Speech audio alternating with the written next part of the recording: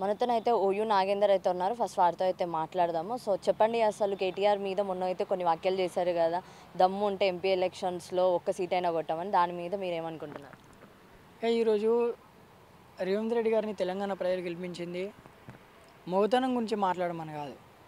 ఈరోజు తెలంగాణ ప్రజలు గెలిపించింది. ఈరోజు తెలంగాణ రాష్ట్రాన్ని, తెలంగాణ ప్రజలను, తెలంగాణ నిరుద్యోగులకు ఉద్యోగాలు ఇస్తామని, తెలంగాణ ప్రజలను బాగా చూసుకుంటామని చెప్పేసి రాష్ట్రాన్ని అభివృద్ధి బాటలో కేసీఆర్ గారి కంటే గొప్పగా కాకుండా కేసీఆర్ గారి కంటే ఎంతో కొంత మెరుగ్గా చూసుకుంటారని చెప్పేసి ఈరోజు తెలంగాణ ప్రజలు గెలిపించారు. ఈరోజు మోదనం గురించి మాట్లాడుతున్నారు రేవంత్ రెడ్డి గారికి. నేను ఒకటే అడుగుతున్నాక, ఈరోజు మల్కాజ్గిరి పార్లమెంట్లో 7 ఎమ్మెల్యే స్థానాలు ఉంటాయాక ఎమ్మెల్యే స్థానాల్లో ఒక్క ఎమ్మెల్యే స్థానం కూడా గెలిపించుకోలేకపోయాడు రేవంత్ రెడ్డి. అతను ఈరోజు మోదనం గురించి మాట్లాడుతున్నాడు. ఈరోజు నిజంగా దమ్ముంటే రాహుల్ గాంధీ ప్రధానమంత్రి అవ్వాలి. ప్రధానమంత్రి కాకుండా సరే కానీ 545 సీట్లలో నువ్వు సగం సీట్లను గెలిపించుకోవాలి. రాబోయే తెలంగాణ పార్లమెంట్ ఎన్నికల్లో 17 సీట్లు గెలిపించండి మిస్టర్ రేవంత్ రెడ్డి గారు. అంతేగాని ఈరోజు తెలంగాణ ప్రజలు, తెలంగాణ సమాజం మిమ్మల్ని గెలిపించింది 24 గంటలు ఈరోజు టీఆర్ఎస్ ప్రభుత్వం, గత ప్రభుత్వం మీద విమర్శ చేయడం కాదు, లేకుంటే మోదనం గురించి కాదు. ఈరోజు నిరుద్యోగులు గెలిపించింది మోదనం గురించా? ఈరోజు తెలంగాణ ప్రజలు నీకు ఓటేసింది మోదనం గురించి మాట్లాడమానా? ఈరోజు G46 అభ్యర్థులు నీకు ఓటేసింది మోదనం గురించా? లేకుంటే ఈరోజు తెలంగాణ రైతాంగం కానీ, తెలంగాణ ప్రయంగం కానీ, తెలంగాణ నిరుద్యోగులు కానీ ఈరోజు చిల్లరమల్ల మాటలు మాట్లాడుతామని కాదు. వాళ్ళకి ఏదో చేస్తావు, వాళ్ళకి ఏదో అభివృద్ధి జరుగుతుంది, వాళ్ళు డెవలప్ అవుతారు, తెలంగాణ రాష్ట్రం అనే అభివృద్ధి బాటలో నడుస్తాయని చెప్పేసి ఈరోజు కాంగ్రెస్ ప్రభుత్వాన్ని ఎన్నుకున్నారు.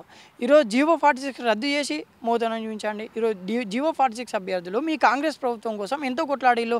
ఈరోజు కాంగ్రెస్ ప్రభుత్వం వచ్చిన మరుక్షణమే G46ను రద్దు చేస్తాం, అభ్యర్థులు అందరినీ తీసుకుంటాం, నియామకాల్లో పోలీస్ కానిస్టేబుల్ నియామకాలు, గ్రూప్ 4 నియామకాలు అని చెప్పారు. అది శూన్యమైపోయింది. ఈరోజు 100 ఎకరాలు మన అగ్రికల్చర్ యూనివర్సిటీ భూమిని 100 ఎకరాలు ప్రభుత్వం వచ్చుతోనే, కాంగ్రెస్ ప్రభుత్వం వచ్చిన తెల్లారే మీరు 100 ఎకరాల భూమిని తీసుకుంటున్నారు. ఆ జీవోని రద్దు చేయండి. ఈరోజు నిరుద్యోగులకు మీరు చేస్తాన ఉద్యోగాలు వేయండి. ఈరోజు మీరు మెగా డిఎస్సి ఈరోజు 5,000 గత ప్రభుత్వంలో ఉన్న పోస్టులకు 6,000 ఉద్యోగాలు కలిపి మెగా డిఎస్సి అని ఇస్తున్నారు.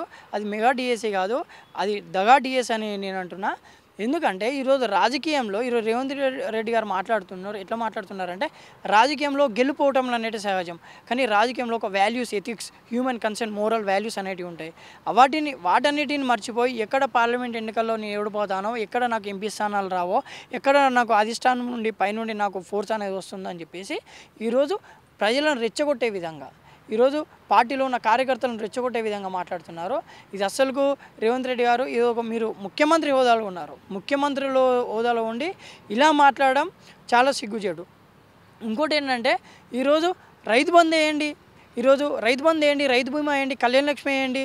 ఈరోజు మన గురుకులాలు ఉన్న విద్యార్థులకు, గురుకులాలు ఉన్న అమ్మాయిలకు మీరు రక్షణ కల్పించలేకపోతున్నారు. అక్కడ వారికి న్యాయం చేయండి, అక్కడ వాళ్ళకు రక్షణ కల్పించండి, అక్కడ మోదనం అనేది చూపించండి. ఈరోజు ఆటో డ్రైవర్లను, ఆటో అన్నలను ఆదుకోండి, వాళ్ళని ఆదుకోండి. మీ దమ్మేందో, మీ కాంగ్రెస్ పార్టీ పరిపాలన ఏందో చూపించండి. ఈరోజు G46 అభ్యర్థులను జాబ్ నోటిఫికేషన్ తీసుకొని మీ పరిపాలన ఏందో ఈరోజు మీరు చూపెట్టండి. ఈరోజు మనం చూసుకున్నట్టయితే ఈరోజు తుంగతుర్తి, మా ఖమ్మం, తుంగతుర్తి, నల్గొండ, కోదాడ ప్రాంతంలో ఈరోజు అంతకుముందు మన నీళ్ళు అనేటివి సకాలంలో రైతులకు ఉండేటివి. ఇప్పటి వరకు వాటర్ రిసోర్స్ అనేది లేదు. ఈరోజు ఎక్కడెక్కడ కెనాల్ కాలువలు ఆగిపోయినాయి. ఈరోజు వాళ్ళకు పంట పండించుకుందామంటే, నీళ్ళు కట్టుకుందామంటే ఈరోజు ఆ ప్రాంత ప్రజలకు ఈరోజు బీడుపడ్డ భూములు అయిపోయినాయి. అక్కడ నీళ్ళు ఇవ్వండి, అక్కడ నీళ్ళు ఇప్పించండి, అక్కడ నీళ్ళు ఇచ్చి వాళ్ళకు ప్రజలకు సకాలంలో నీళ్ళు అందేలా చూసి ఈరోజు మీ కాంగ్రెస్ ప్రభుత్వం పనితీరు అనేది చూపించండి తప్ప ఈరోజు మోదనం గురించి మాట్లాడుకుందాం, దాని గురించి మాట్లాడుకుందాం, దీని గురించి మాట్లాడుకుందాం కాదు. రాష్ట్రాన్ని ఎలా అభివృద్ధి చేయాలి, ఈరోజు ఎందరో నిపుణుల సలహాలు తీసుకోండి. రాష్ట్ర అభివృద్ధి గురించి, మన రాష్ట్రంలో ఉన్న 6 గ్యారెంటీ మీరు అమలు చేసిన, మీరు ఏదైతే ఇచ్చిన 6 గ్యారెంటీల స్కీమ్ల గురించి, ఆ స్కీమ్ గురించి మాట్లాడండి. ఆ స్కీమ్లు ఎలా అమలు చేయాలని చెప్పేసి ఆర్థిక నిపుణులతో మాట్లాడండి తప్ప ఈరోజు ఇంకా మీరు గత ప్రభుత్వాన్ని, పాత ప్రభుత్వాన్ని విమర్శించుకుంటూ పోయి, ఇంకా కేసీఆర్ గారిని విమర్శించుకుంటూ పోయి, ఇంకా మేడిగడ్డ కాళేశ్వరం ప్రాజెక్ట్ అనుకోవడం చాలా సిగ్గుచేటు. ఎందుకంటే మీరు విమర్శించే కదా ఈరోజు అధికారంలోకి వచ్చారు. అధికారంలోకి వచ్చినా కూడా మీరు చెప్పుకోనికి ఏం లేదు తప్ప మీరు ఇంకా గ్యారెంటీల స్కీములు అమలు చేస్తలేరు కనుక ఈరోజు గత ప్రభుత్వాన్ని ఇంకా విమర్శిస్తున్నారు. అంటే ఆల్రెడీ ఇందులో నుంచి 6 గ్యారెంటీలలో అయితే ఇప్పుడు మహాలక్ష్మి పథకం నడుస్తూనే ఉంది. మళ్ళీ ఇప్పుడు కరెంటు బిల్ అని చెప్పి అది చేస్తున్నారు. గ్యాస్ సిలిండర్ 500కే అన్నారు. అవి రన్ అయితేనే ఉన్నాయి కదా. ఈరోజు 6 గ్యారెంటీలో ఒక్క గ్యారెంటీలో సబ్ స్కీమ్స్ అనేవి ఉన్నాయి. ఈరోజు గ్యాస్ సిలిండర్ స్కీమ్ అని పెట్టాడు. దాంట్లో ఎన్నో షరతులు పెట్టారు. గ్యాస్ సిలిండర్ ఇంతవరకు ప్రజలకు అర్థం కాలే, నువ్వు ఇచ్చిన స్కీమ్ అనేది ఇంకోటి ప్రజలకు ఇంతవరకు అర్థం కాలే, ఎలా అప్లై చేసుకోవాలని అర్థం కాలే. ఈరోజు ఈ స్కీమ్ల గురించి 1,30,00,000 అప్లికేషన్స్ వస్తే దాని గురించి ఇంతవరకు వెరిఫికేషన్ అనేది లేదు. ఈరోజు ప్రజా దర్బార్ ముందు దాని గురించి వెరిఫికేషన్ అనేది అయితే, దాని గురించి ప్రాబ్లమ్స్ అనేవి సాల్వ్ అయితే, వాళ్ళ సమస్యలు అనేటి పరిష్కారం అయితే, ఇంకా ప్రజా దర్బార్ ముందు ఎందుకు పోలీస్ వ్యాన్లలో ఎక్కించుకోబోతున్నారు విద్యార్థులను, ఎందుకు ప్రజలను ఇబ్బంది పెడుతున్నారు? ఈరోజు నిజంగానే మీరు అమలు చేస్తున్నారంటే ప్రజలు మీ ప్రజా దర్బార్ ముందుకు వచ్చే అవసరం లేదు కదా, ప్రజా దర్బార్ ముందుకు వచ్చి మీ వాళ్ళ సమస్యలు చెప్పుకునే అవసరం లేదు కదా. ఈరోజు మన ఫ్రీ బస్ అని మహిళలకు ఫ్రీ బస్ అని పెట్టిండు. కేవలం మీరు పెట్టిన మహిళల ఫ్రీ బస్ వల్ల ఈరోజు మీరు అధిక బస్సులు కేటాయించలేకపోయారు. ఈరోజు రాష్ట్రంలో ఉన్న కెపాసిటీ ఎంత, రాష్ట్రంలో ఉన్న మహిళల కెపాసిటీ ఎంత, రాష్ట్రంలో ఉన్న పురుషుల కెపాసిటీ ఎంత, ఈరోజు మనం ఫ్రీ బస్సు పెడితే దానికి ఎన్ని ఇంకా వసతులు చేకూర్చాలని ఆలోచించకుండా ఈరోజు ఫ్రీ బస్ అని పెట్టిళ్ళు.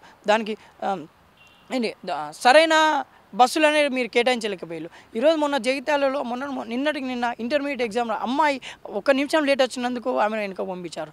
అంటే ఏంది, నువ్వు సకలంలో నువ్వు ఆమెకు బస్ ఫెసిలిటీ అనేది, నువ్వు ట్రాన్స్పోర్ట్ ఫెసిలిటీ అనేది కరెక్ట్ ఉంటే ఈరోజు ఆ అమ్మాయి కాకుండా ఇంకా 24 మంది విద్యార్థులు వెనుకకి వెళ్ళిపోయారు. ఫెసిలిటీ అనేది కరెక్ట్ ఉంటే ఈరోజు మహిళలు ఇబ్బంది పడవు.